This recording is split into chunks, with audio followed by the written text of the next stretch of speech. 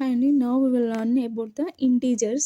Integers means if the numbers are start on the number line from the 1 2 3 4 5 here like this 1 2 3 4 5 then up to infinity, then those numbers are called natural numbers or sahaja sankhyalu in Telugu.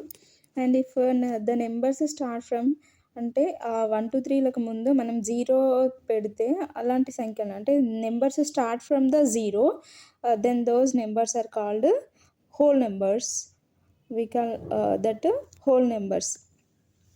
Next, if జీరోతో పాటు positive numbers and negative numbers రెండు ఉంటే అంటే సున్నా మరియు ధన సంఖ్యలు and రుణ సంఖ్యలు, positive numbers and negative numbers plus zero, ఈ అన్నిటినీ కలిపి మనమే ఇంటీజర్స్ పూర్ణ సంఖ్యలు అంటాం తెలుగులో.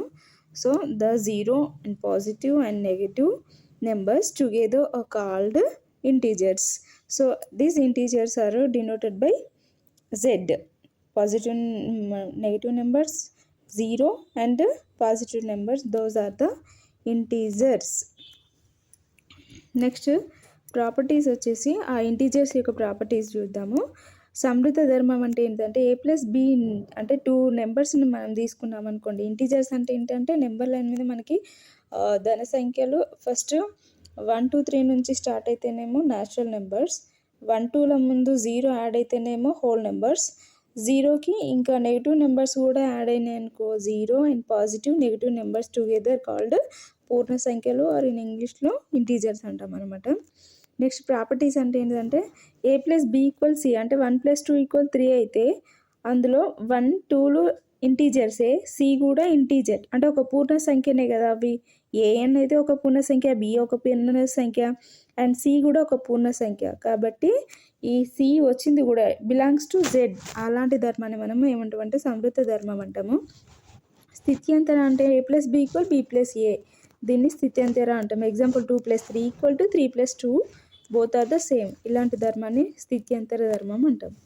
నెక్స్ట్ సహచర అంటే ఏంటంటే మూడు సంఖ్యలు ఉన్నాయనుకో పూర్ణ సంఖ్యలు, A plus B plus in the bracket of plus C equal to A plus bracket of B plus C also same answer అనేది మనకు వస్తుంది. అంటే 1 plus 2 in the bracket of plus 3 equal to అది 3 ప్లస్ అది 1 plus 2 plus 3 sorry ఇక్కడ 1 plus bracket of 2 plus 3 is equal to same వస్తుంది. అంటే A plus B bracket of plus C equal to A plus bracket of B plus C same answer వస్తుంది. So ఇలాంటి ప్రాపర్టీని మనం సహచర ధర్మం అంటాము.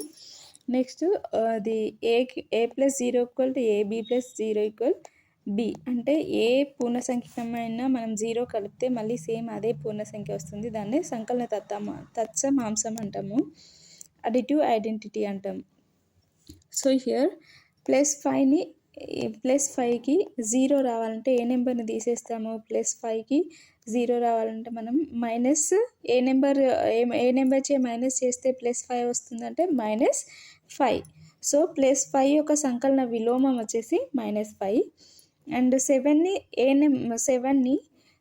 నుంచి ఏ నెంబర్ని తీసేస్తే మనకు 0 వస్తుంది, ప్లస్ 7 నుంచి -7ని తీసేస్తే మనకి 0 వస్తుంది. కాబట్టి +7 యొక్క సంకలన విలోమం వచ్చేసి -7.